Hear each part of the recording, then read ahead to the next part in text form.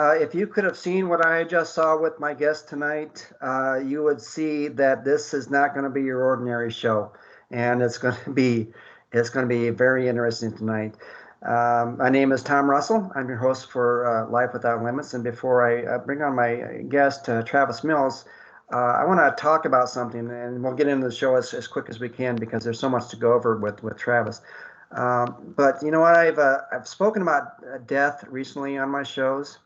And last week it was about a former guest, Heather Ross, who lost her daughter due to drug addiction. And a few weeks ago, I had Betsy Dudek, whose husband died in a motorcycle accident on my show. And honestly, it's not the most comfortable subject to talk about, but it seems to have affected me more than normal. And that's even more so now that I've experienced the passing of my classmate in a car accident. Her name was Paige. And what really struck me with this is we had just went to a place where we were all singing karaoke, and there she was, and then she was sitting down, and she had her when I got up there to sing, which was a butchering of Leonard Skinner, by the way, and she was sitting down in her chair, and she had her phone and got the flashlight on. She was going back and forth with the phone and everything, as everyone else was.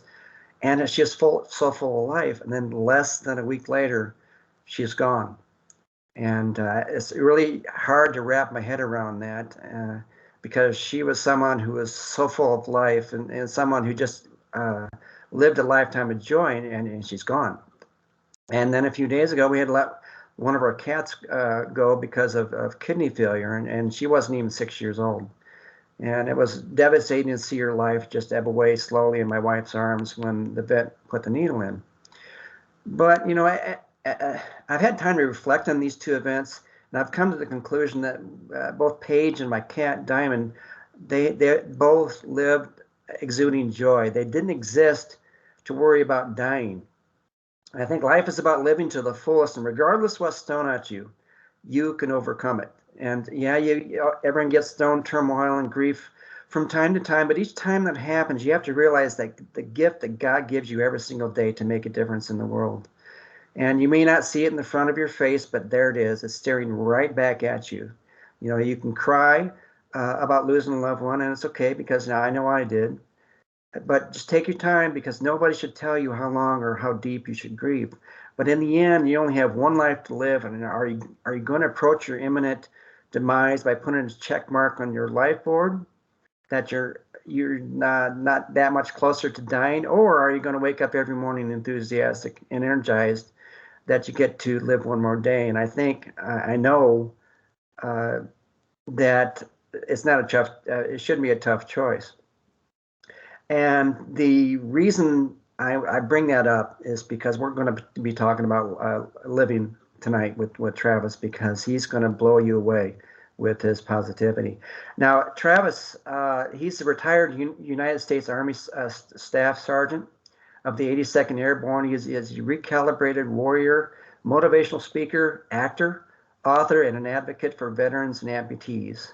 And Travis's New York Times best-selling memoir, Tough as They Come, is currently available in all selling bookstores everywhere, and most likely on Amazon too. And despite losing portions of both arms and legs from an IED while on active duty in Afghanistan, Travis continues to overcome life's challenges, breaking physical barriers and defying odds. And Travis always lives by his motto, never give up, never quit.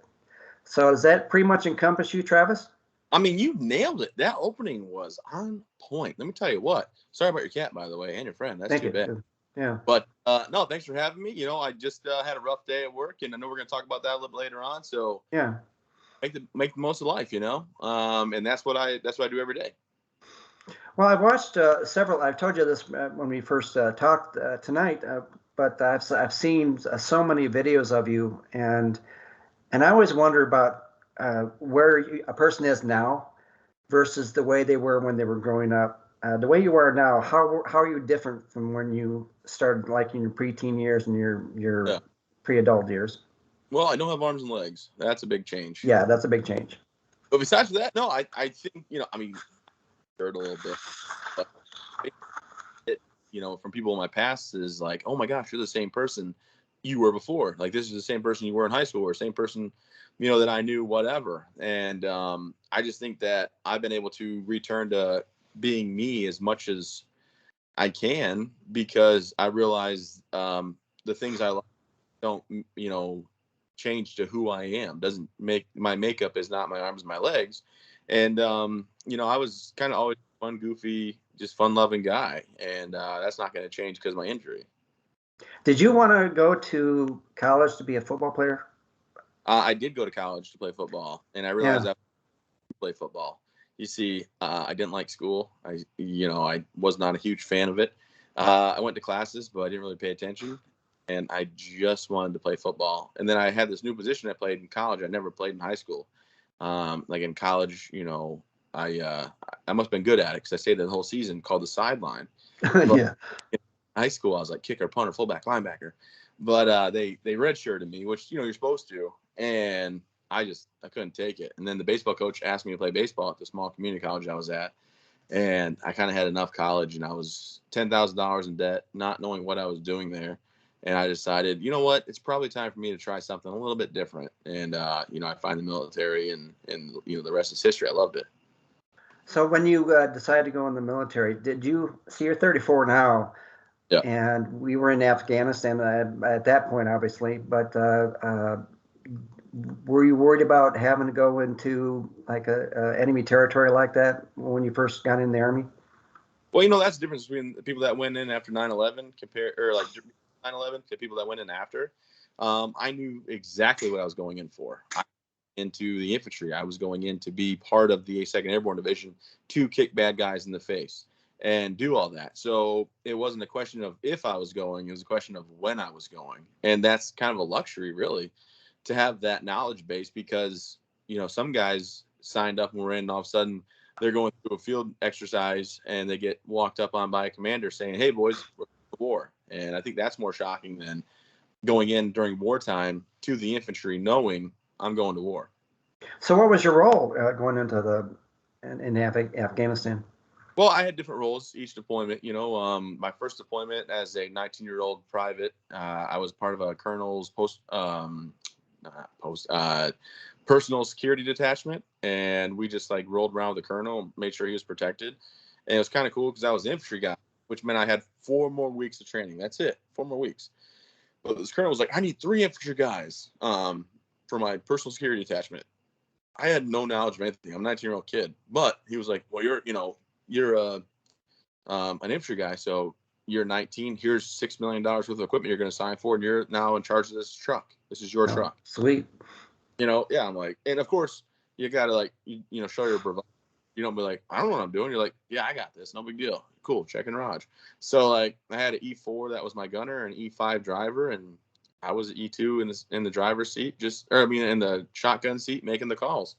And that deployment was 15 months long. While I was on that deployment, my medic, who I had at the time over there, we were really great friends, and he went home on his leave. And when he was at home, his little sister thought I was cute, so she sent a MySpace like friend request. MySpace? MySpace. Yeah. Okay. And here I am, 6'3", 275. I found some supplements that I bought from Germany that were really helpful in my growth. Obviously. I was 6'3", 275, and she thought I looked good enough to send a MySpace friend request to, and I hit accept, and we started chit-chatting while I was on deployment. And here I am, 20 in Afghanistan. She's 18 in college in Dallas, and we decided we should probably hang out. That makes obvious sense. So we booked a trip to Cozumel, Mexico. I never met her before in person, but we went ahead and said, let's go to Cozumel, Mexico. Like, what can be the harm in that?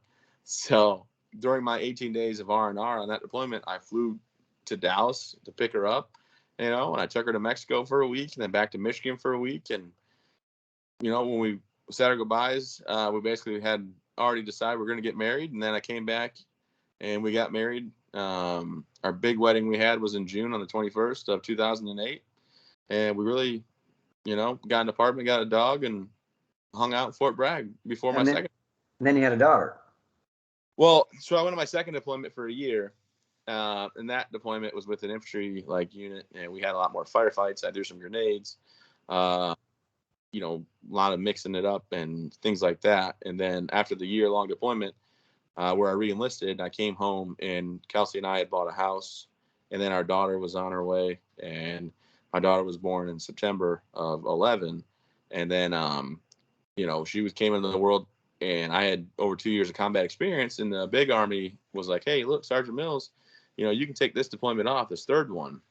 And I was like, nah, I can't, because my guys are going overseas. And I just got promoted. I just bought a house. My daughter was just born. And I was like, no way can they go without me. That's just not right. And my wife understood that, the calling and the brotherhood that the military is. And we got my orders canceled so I could deploy for my third time, and that's just the way of the world. It's how the Army works. And my sergeant major luckily let me cancel my orders. So I said my farewells and goodbyes in February of 2012, and I went overseas for my third trip. Is that story about the name of your daughter? You joke about it in your videos. Is that true? No, it's totally joke. I didn't think so. You can go and tell it. Well, I tell people that, my daughter's named after my ex-girlfriend because I had the tattoo on my arm right there. If you guys can see Chloe Lynn already on my arm, but that's no, my daughter's, her name's original, picked out by me and her mother. And Chloe, we just fell in love with the name. And Lynn was after my Uncle Brian. His middle name was Lynn. He was one of my favorite people. He died early from a rare leukemia. So we named her after him, and my wife's mother's last name, or middle name is Lynn, but it's with it at the end, so it's not the same. And I got to keep reminding and all that. Not the same. Yeah. But no, so that's not true at all. And then my daughter was born, and my documentary that's out, I have a video, like a clip in there of me rocking her from home footage, and that's the last day I held her.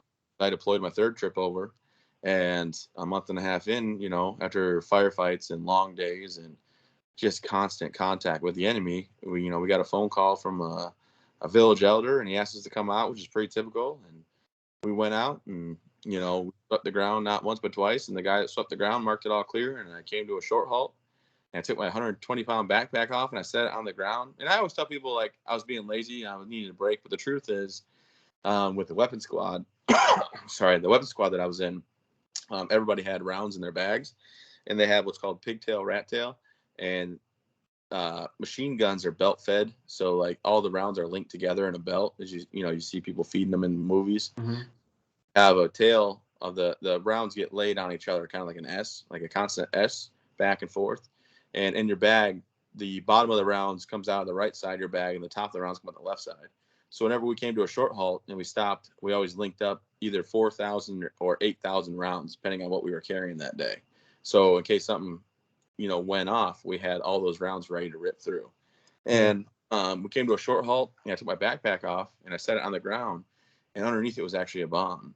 So the IED, the bomb went off, unfortunately, and it tore my right arm and right leg off instantly. They never found those pieces of me. And then I got thrown to the left side of my face, and when I rolled over on my back and I saw the aftermath, my right side was completely gone. My left arm was blown out at the wrist, but I still had to use my thumb and index and middle finger. And then my left leg was snapped through the bone, but still had muscle and tendon and skin holding it. So if you can imagine your outside ankle bone, touching your left thigh, mine was doing that. So I was laying on my back and it was dangling. And I saw everything going on. And immediately in my head, I started, seeing the movie Saving Private Ryan, as weird as that is, because when the medic in the movie gets shot, he starts to cry out for his mom and he begs not to die. And he ultimately dies. And I told myself, I'm never going to be that guy. I'm not going to out. I'm going to stay calm. And, I don't know how to explain it without making myself sound like I was a psycho, but I was always the first in a firefight, last out. I never ducked for cover or showed fear. And not because I was badder than anybody else, but because I led from the front and exuded confidence. So in my head, I just said, don't let them see any fear.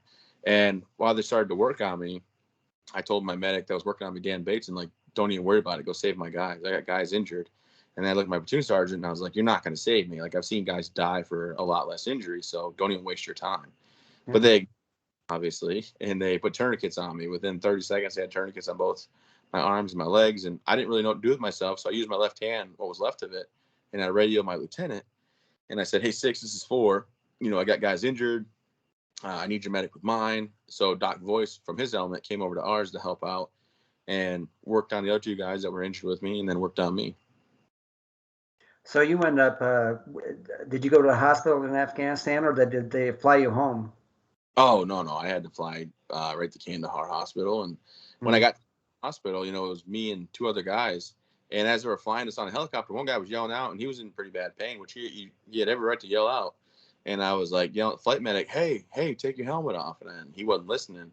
So I got my left arm out of the strap that was holding it down. And I swung it over my head, and I made a motion to yell at him. And he looked over, and I swung my arm over my head, and I said, take your helmet off. But if we're being honest, I said some other words that were added into there, but I'm not going to say on the podcast. Yeah. Helmet off, said, hey, give my guys water and tell them they're going to be okay. And I made him promise to do that. And then he wrote a really nice letter to my wife and I published it in my book. Couldn't believe in the state I was in when I was telling him to take care of his guys and whatnot. And, it's all about them. But anyways, I was on the helicopter. They got us to Kandahar Hospital.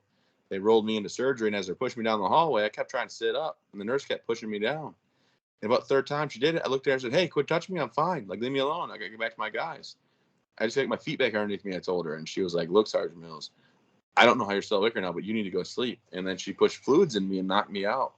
And then 9 doctors and 7 nurses actually worked on me for 14 hours, where 2 nurses for 9 hours, they took turns pumping air in and out of my lungs to keep me alive, which is just like you see on TV shows. And then they gave me over 400 units of blood, which is the most blood ever given actually in Afghanistan at that time. So I hold the record. And that's always a badge of honor, isn't it? Yeah. But they ran out of blood in the blood bank, so they had to donate right from their veins, universal and A positive blood. And I mean, it was really crazy what was going on. But they got me stable critical after about 14 hours. So you ended up you were out for a while, what, 4 days, something like that? Yeah. They had me stay for 4 days. But when you woke up, though, you really didn't know the gravity of what you went through, right? No, my brother-in-law was in the room with me in Untitled, Germany. So I went to Kandahar, and when I was done in Kandahar, I was a triple amputee on April 10th. And then 2 days after that, I flew to Bagram, Afghanistan, and I went in for a washout. My skin had died, so they had to cut my hand off the rest of the way. So I became a quadruple amputee. And then I made it to Untitled, Germany.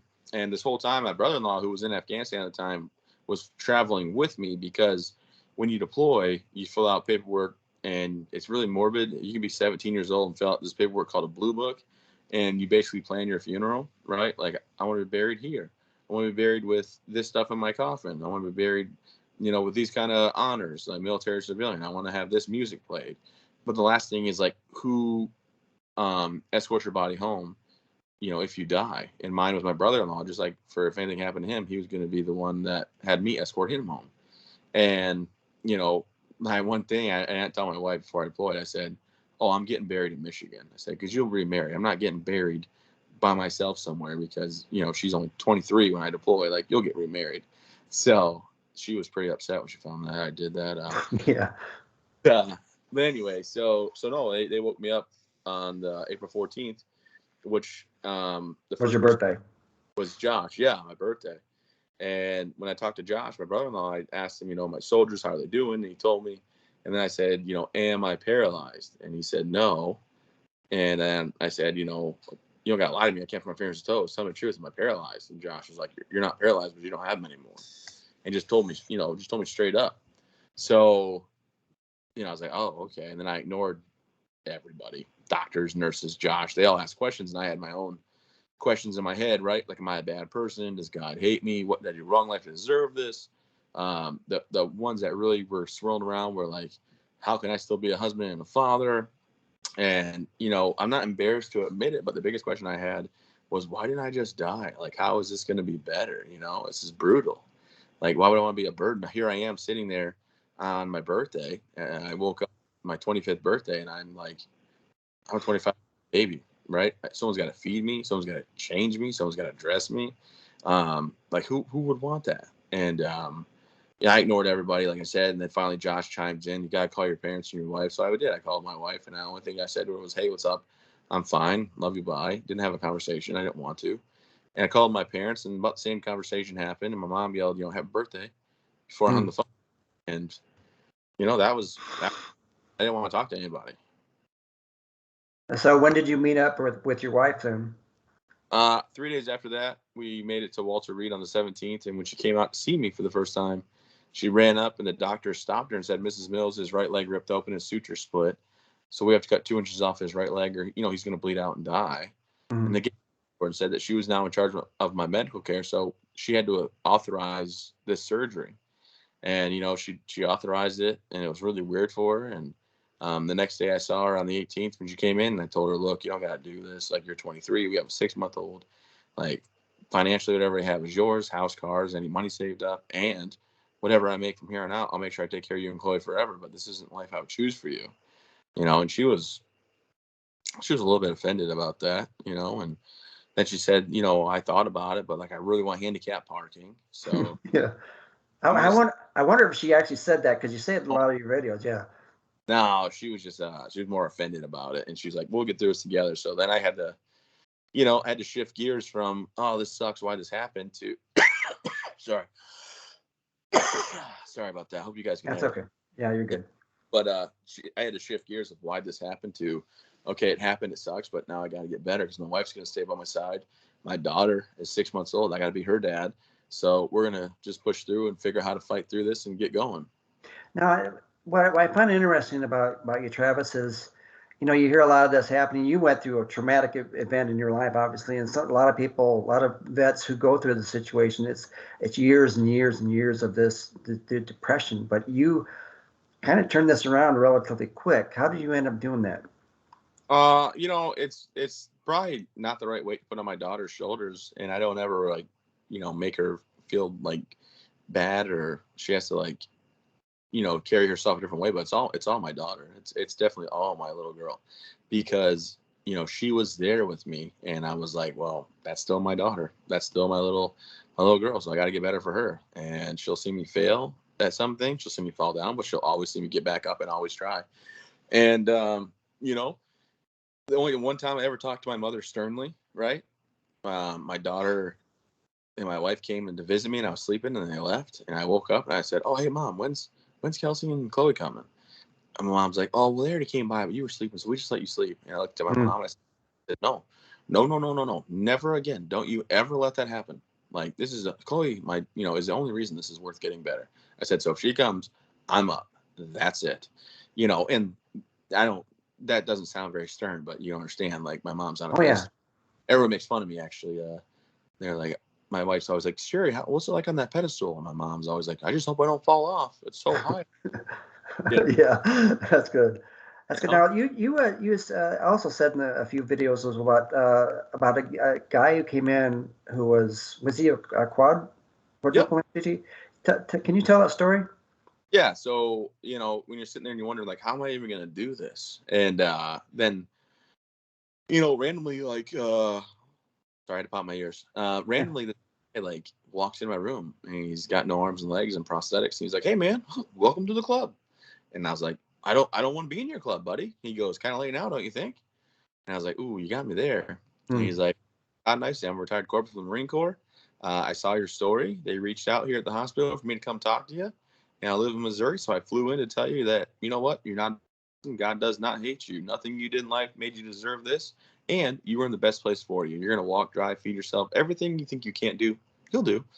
And, then I remember vividly, because I'm from Michigan, and Verner's is a big deal, right? People sent me Verner for ginger ale. Don't tell Verner's. I'm more of a Canadian dry guy myself.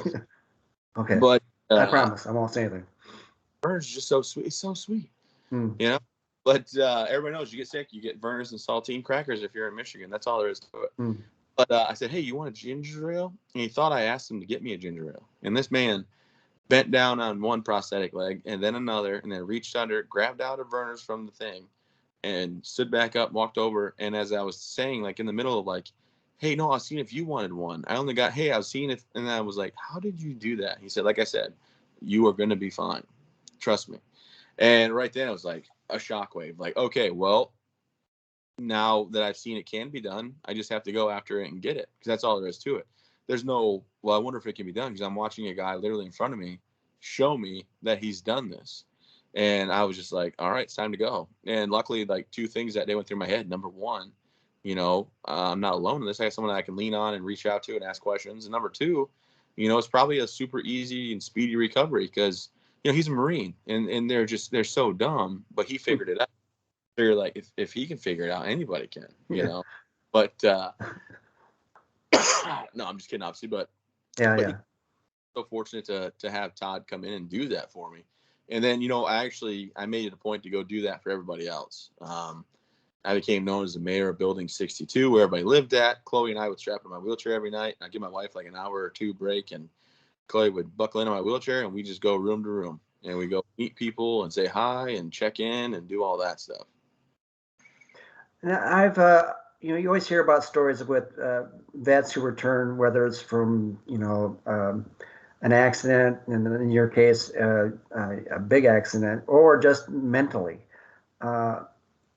When they come back, that they have this depression. You said in one video, I can't remember, you said 6,000 vets commit suicide every year or something like that. I don't remember which video it was. I mean, how did you avoid that? Well, I mean, like I said, not to put too much pressure on my daughter. I know we said we're going to talk about the foundation later, but I had a big gap foundation, 300 plus people. And, I never know what I'm going to say before I get up on stage. I have an idea. I usually ad lib when it's like a event like that, when it's like, hey, you got 15 minutes. And I said, you guys can look around at this property and all this work and everything that I've done. And I broke down a little bit. I said, and you can point at one person. And my daughter was in the front row. I made her stable. She's 10. And I said, and you can call it Chloe Lynn all day long, and I just think I have too much pride in being a dad to ever not push forward. And when I woke up in the hospital and I lived through it, it was just like, well, that sucks, And people wonder, like, how do I not get depressed or sad, or like, they always like, what's an off day look like for you? And I'm honest with them. I don't really have off days. I might drop my keys and be like, oh crap, that sucks. I got to pick them up. But I just pick them up. I have the ability, to bend down and pick them up. But I used to have like, and we're jumping ahead in the story here, I know, but I used to have like 1 or 2 days a month where I'd sit there and it'd be dark at night and I'm in my bed and everybody's sleeping. And I'm like, my mind's wandering, like, why did this happen? How come this has to be the rest of my life? Like, how is this the thing chosen for me to be like this? And then I went to my buddy's foundation, Adaptive Training Foundation, with Dave Vibora, who I helped start his foundation. And I was like his first client. Like, I paid. He did Olympians and NFL players and professional athletes. He's trained. I met him randomly, and he started training me in Texas. And then he started the Adaptive Training Foundation. He's like, there's probably people out there like you that need help, one, and two, couldn't afford what his fees were, which I luckily I could afford it. But and then I went to his thing that he had. And this is honestly, it's like a year ago. So we're talking at like year 8 of my recovery. This guy was sitting there saying how, and I don't like kumbaya stuff. I'll be honest with you, Tom. I'm not a touchy feely guy. Yeah. It's not my thing. But he was talking about, like, man, if I sit still, like, I just get real sad and I start crying and I can't sit still. And this guy's in a wheelchair. He got his back broke and he got thrown out of a sunroof of a car. And then one of the counselors was like, man, you got to sit with that. And I was like, and I'm sitting back there eating a bratwurst and having a beer, thinking like, I'm not getting on this. I'm not going to do this kumbaya stuff. And I was like, no, I just out of nowhere, I chimed in. I was like, no, you don't. And the counselor was like, yeah, you do. And this other guy's like, well, no, I don't really want to. He goes, yeah, but you got to figure out why it's happening. Like, why you feel that way. And I said, well, I'll tell you right now. I said, because the only thing he wants to know is why it happened. And the answer is never going to come to him. Never. Like, you'll never get the answer of why it happened. That's going to suffice. And I told him, I said, look, for me, I said, I can accept I got blown up and I lost my arms and legs. I can accept the rest of my life I'll be like this, and I won't be able to teach my kids to play basketball the proper way. I won't be able to teach my kids to play football or baseball, whatever, or soccer. I said, but I also am never going to get the answer why this happened. And that was the most freeing conversation I had after my retirement from the military, because I'm like, okay, I can accept I got blown up and I don't have to have an answer why, because if I keep searching for it, I'll go down millions of rabbit holes that will never make sense and never be the right answer. Because you could say, oh, well, actually, this is why it happened. And I'm going to sit there and be like, but why? And that's been like my biggest I don't have those nights anymore, or like this the rest of my life. I can't believe it. I don't have any issues with that stuff. I'm just like, look, this is me. Let's just get after it. This is my life, and I got to live it because I get one go round. And I've been so fortunate to make it back home compared to a lot of my other buddies that didn't. So we do the things we do, and I own, not is boasting or bragging. If it comes off the way, I'm sorry, but I own 5 businesses on top of, I'm starting 2 more right now, for profits on top of my nonprofit, and I keep pressing forward in life. Now you just talked about your buddies, because in that 2013 video, it was rough. I cried during that one. There were several you talked about, you referenced. Do you ever feel guilt that you came back alive and they didn't? I really don't, because it just wasn't my number called that day. Mm-hmm. And able to, I was willing, if it happened, to go, but I was able to make it home. So instead of like having the survivor's guilt, which a lot of guys have, and I do understand it, but instead of having survivor's guilt, I turn it into, I'm going to live every minute to the fullest and every day to the fullest, because I was able to come home. And I think it's honestly a selfish slap in the face to the families, as well as the service members that didn't make it home, for their sacrifice. So, Memorial Day, I do a big 5K, and, we have our somber time, but I'm also like, my buddies that didn't make it home, they'll be the first to tell you, like, don't get sad on my account. Have a beer, have a good time. Like, we lived it up. We had a great time when we could. And you can mourn them, but you don't have to like live outside of what they would want, and some of my friends are the craziest people you've ever met, like in the best way possible. And so I don't have survivor's guilt whatsoever. And I don't, you can't ask or can't beat yourself up because you made it and they didn't, and they're a good person, just like you're a good person. You just don't know when your number is going to get called, like you were saying in your opening. Yeah. And instead of worrying about why you didn't, you got to live for why you are, and just be thankful that you get another day. You've been on the speaking circuit for several years now, obviously, but does it kind of feel like what happened to you is like a lifetime ago? Because I know in a lot of your videos you say, it happened to me when I was 25. Now I've had a rebirth, in 6, 7, 8 years, however long it's been. Yeah. Do you kind of feel like that's just a lifetime ago for you? In some ways it is, in other ways it's not. I had a dream the other night. I was clearing houses and running and gunning, and I woke up. Oh, damn, that was cool. Oh, sorry, I didn't mean to swear, Tom. No, it's okay. That's all right. But I know we're live. We're all adults here, so. Oh, but I try to be better. Okay. But, you have those dreams. You're like, man, that was cool. But in a lot of ways, I just accepted, like, look, I got extra steps, right? My legs go on, then my pants, my arm goes on, then my shirt, type deal. And yeah, I mean, my biggest thing is I don't want to be known as, like, the guy with no arms, no legs. Like, yeah, identifier, but I want people to use other ways to identify who I am at first. Like, oh, hey, the guy that, owns Lakeside, that lodge and marina down there, the guy that just, I have a restaurant I'm putting in next month that opens officially, finally, after months of construction, or hey, that's Travis that runs that foundation, for the combat and combat and service connected injured veterans. I try so hard to fight the idea that the guy with no arms, no legs, because I think that I can show people I'm more, and I think people can identify me differently than that. So, if they say no arms, no legs, I'm not offended. I'll say, like, the guy in the blue shirt. Well, he's wearing a blue shirt, so you can't be wearing a blue shirt to identify him. I can't be pissed if they're upset if people are like, the guy with no arms, no legs, because I mean, I got no arms and legs. Yeah. But it does seem like forever ago. My wife was like, we've been married longer, with you injured than with you out without you, which is true. I mean, I'm going on 14 years of marriage, and I was, 4 years in, just under 4 years in, when I got blown up. So yeah, I mean, it's crazy. Good. Now, with that, there are a lot of other questions I want to ask you, but I think we're at the point. I really want to talk about your foundation. How did you end up starting Travis Mills Foundation? So at the hospital in Walter Reed, and thanks for the opportunity to talk about it. My wife, so much love and respect and support that we decided we wanted to start a foundation, and it was real simple in the beginning. We were like, we're going to have a foundation that gives back to the service members that I deployed with, and their new units. We're going to do care packages, right? But care packages get sent, like, they usually have like baby powder and socks and toothpaste and toothbrushes, which is great. Don't get me wrong, we appreciate it. But I'm like, no, we're getting Orbit gum, right? We're getting peanut butter M&Ms. We're getting Pepperidge Farm packages of cheese, salami, spicy mustard, crackers, because that's what I want. I'm like, I'm gonna send them what I would want, like 5-pound bags of Harborough or whatever, Haribo, like gummy bears. And we did that for $5,000 donation from Kelsey and I.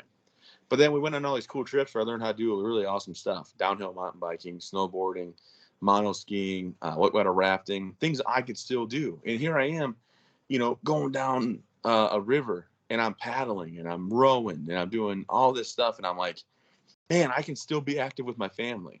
I can still have an adrenaline rush, but I can still do things actively with my family. And it's adapted, but it's cool. And I looked around and I realized I was injured to the point where I needed what's considered a non-medical assistant. And the thing is, I still need a non-medical assistant. Like, putting my arm on the right way, my legs on the right way every day requires someone to help me, right? Like, I do have a van I can drive without any prosthetics, right? And I can get anywhere I want to go. But to get my legs on the right way, I need someone to help me.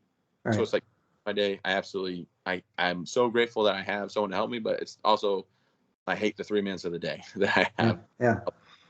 You know what I mean? But it's a catch. So so I looked around and I realized my wife got to go on these trips because I needed help. And I thought, well, geez, I'm only doing this for my family.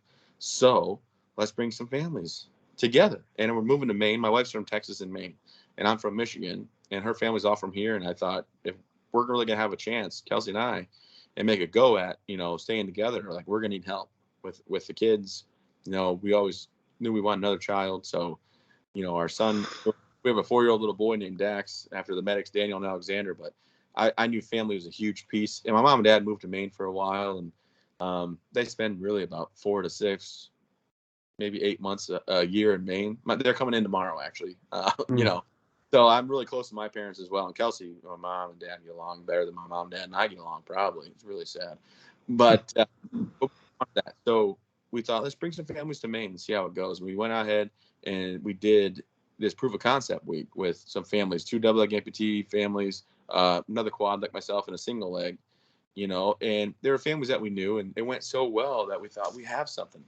And we went ahead and did it again the next year, proof of concept wise. And then we decided, let's buy a facility. Let's just do something. So we bought Elizabeth Arden. She was a cosmetic pioneer. We bought her oldest. She built in 1929, really bad disrepair. A lot of work needed to be done. Well, we bought it, and we went to town on it. 2.5 years of renovations, $3 million. And we started projects before we had any money for it. I was just out speaking, talking about it. People were donating money right there. And we were just like, we're going to roll up our sleeves and we're going to get after it, regardless of what people think. And we had a real aggressive loan the bank gave us, but we were able to pay it off. And we opened officially in 2017, and we bring in 8 families per week that have been through a physical injury, which is paralyzation, amputation, spinal cord injury. And it's all based off of service-connected injuries. And then we show them and their families how to do things adaptively. And it's for the whole family, the children, the spouses, everybody. And we helped 89 families the first year, 135 the next year, over 200 the third year. COVID hit, so we had to do a lot more virtual, but we helped more families virtually in person.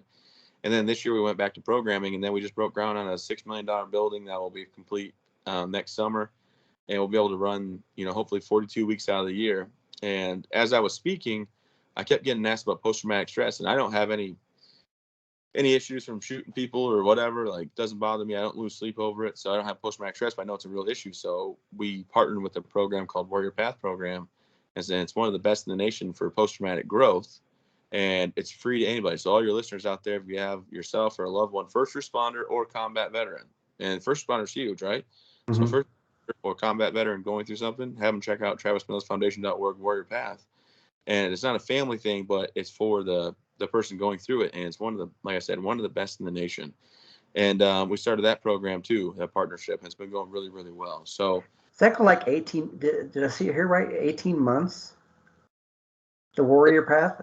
They revamped it. They thought that was a little, so it's going to be only 3 months a commitment, but like the first week's in person, and then the rest of it's like online and follow-ups with group settings. And it's like, look, we can help you struggle well. You're going to struggle, but we'll help you struggle well. And it's going really well out of it. So,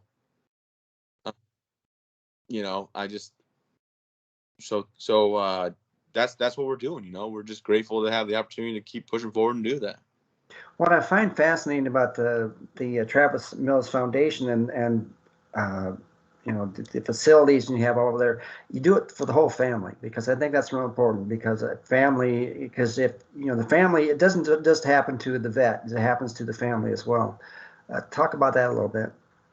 Yeah, I mean, my wife was with me the whole step of the way, and my daughter was the biggest reason, like I said, that I wanted to get better. It was even worth getting better, and I wasn't, not to put pressure on her shoulders, whatever. But we wanted to get back to the family, so we did that, and then it's been really positive because we have spouses that see other spouses that have the same situations, become lifelong friends from coming to visit. We had one lady talking to another lady, both wives, that were like, the one wife said, I haven't seen my husband act like this since before he deployed. She goes, this is the man that I actually married, the guy that's I'm seeing finally come out. And it's like, oh man, that's so awesome. Then you realize he deployed 4 years ago.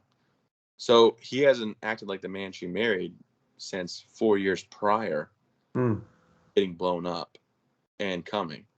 And we have children that they'll cry and say it's better than Disney World. And yeah, kids crying is not necessarily a good thing, but they can't wait to come back and they want to visit. And it's kind of funny. They got like some of the times the kids get a little possessive out there, and they all like a really close, tight knit group. By the time I go out and see everybody, I don't go out there only about 2 hours a week. I don't take a paycheck from it. I don't take any money. I'll never take money. I go out there 2 hours a week. It's 17 miles from my house. And I just say hi. And I've been out there before, and the little kid's like, who are you? Oh, well, I'm Travis. Like, are you supposed to be here? And I'm like, what? Yeah, I kind of, yeah, because this place is really, really fun. But if you're not supposed to be here, we don't want to get in trouble. I'm like, oh, wow. No, you won't get in trouble. I kind of own the place, so we're good. Yeah. Boy, that brings you down, doesn't it? Yeah, but there's like, well, because we don't. If you're not supposed to be here, like we don't want to get in trouble because we really like being here.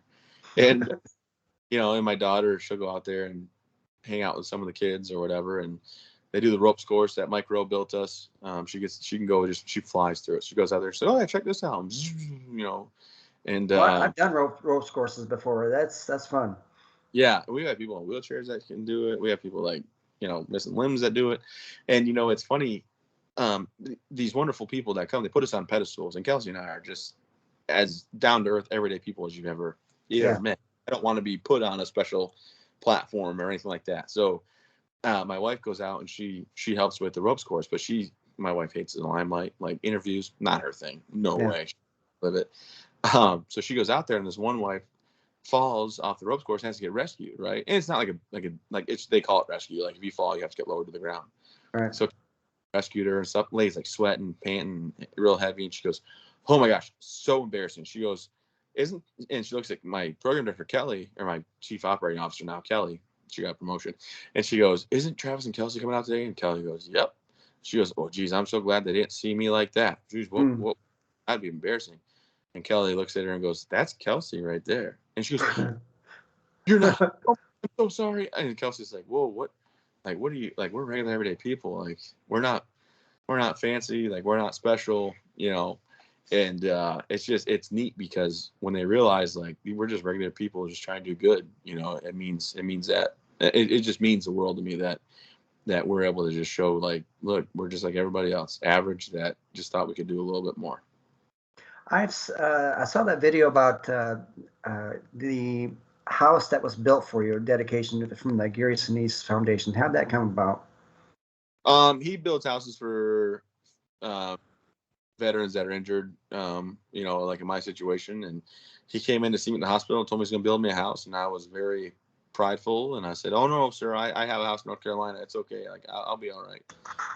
"Oh, I don't think you understand, Travis. Like, we're going to build you a adaptive home." And, da da da da. I'm like, "Yeah, but I have a house, Mr. Sinise." And he's like, the third time he came to visit me, like, "No, you're getting a house. I'm sorry, but you're getting a house." And I was like, "Okay."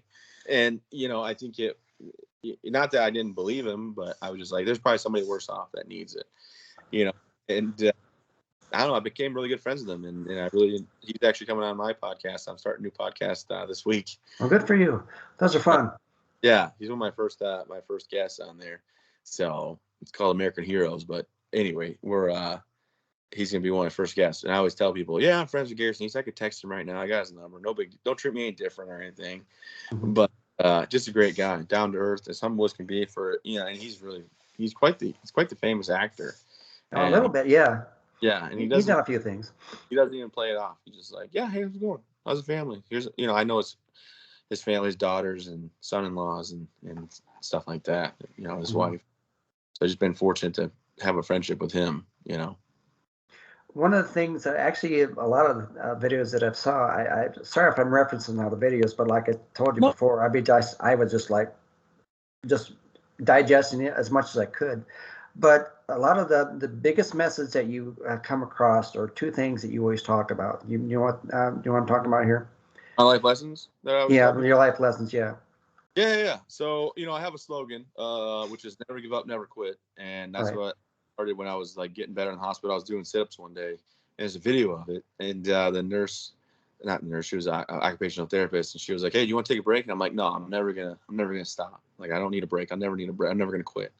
And then I started saying like, never give up, never quit. And I was told by a speech coach that I'm the only person that gets away with having a double negative, double negative slogan or whatever. And then what I tell people when I talk to them is there's really two life lessons I live by. And I truly do. The first thing is, I don't dwell on the past. I just reminisce it. And I used to sit in my hospital room and I would hope and I'd wish and I'd pray this never happened. And I closed my eyes. And every time I opened my eyes, I was still laying in that hospital bed. And I realized, early in my recovery, like, instead of dwelling on the fact that it happened, just reminisce the 25 years that I had. I had some really amazing years with arms and legs, and I had one bad day at work. And then, this April will make 10 years for me. And I've had going on 10 years of really incredible stuff happening, Right. Learn how to walk again, drive again, feed myself again with a hand.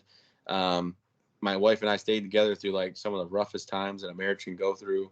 Had a house built for me, started a foundation. I mean, really amazing times. So I tell people, don't dwell on it, just reminisce and keep pushing forward. And then the next thing I tell people is, you know what? You really can't always, you really can't control your situation always. You just can't, but you can always control your attitude. And, for me, I wake up in my house in Maine here. My situation, it doesn't change. I wake up with no arms, no legs. But then I jump in my wheelchair. I grab my arm off the charger. I go make my coffee. I set my wife's coffee up so it's ready for her. And then, she comes out eventually after I wake up early, and then she'll come out, and then the kids come out of their rooms, which is a lie because my son sleeps in our bed. I don't understand why it's still allowed ever. But, they come out and we go about our day. And my situation might not change with no arms, no legs, but my attitude is always positive. And I make the best of every situation. I get to do a lot of cool things, take opportunities that I wouldn't normally have, like just meeting you tonight. Yeah, And it's been fun. Jason on the sound bar as well, and my situation doesn't dictate, my attitude or how I'm going to act. And I've been fortunate to live by that. So like I said, I might drop my keys and that might be frustrating, but it's only frustrating because I dropped my darn keys. Yeah. You move on, Yeah, well, I feel the same way, but I can reach down there. So, hey, we have got about a minute to go. How can people reach out to you if they want to donate to your organization? Absolutely. So my personal website is travismills.org. My foundation website is travismills.org. They both will link you up with either side, either one you go to. My Instagram and Facebook is at SSG Travis Mills. And then my book out there, if you want to check it out, is Tough as They Come. It's a New York Times bestseller. I'm very proud of it. The most important part to me is your author's note. It's going to tell you two things. I don't think my problems outweigh anybody else's. And I truly mean that. People listening probably know someone going through cancer or somebody going through a hardship financially, car accident. So if my story can help them, please pass my story along. And the next thing is I didn't serve any more than anybody else. So if you did serve, hey, thanks for your service, Coast Guard, Air Force, Army, Navy, Marines. I did nothing special. I just had a bad day. So if you did serve, again, thanks for your service. And then I guess that's kind of it. I appreciate your time. Well said. Hey, don't go yet, but I want to end on a couple things. One is I always read something at the end, and here's what it says. It's okay not to be okay. Some of our traumas are so great that using phrases like "let go of the past," "move on," or "get over it" only serve to add insult or injury. It's okay not to be completely okay with your past. Grief, sadness, and pain may never go away entirely, but this does not mean you are broken. You can find a way to live a happy life alongside these emotions. So I wanted to bring that along. So Travis, thanks again. Don't leave yet. I'm going to talk to you after the show's over with. And as I end all my shows, I want everyone to smile infectiously, laugh genuinely, love unconditionally, live courageously. I believe in all of you. Have a great week, folks.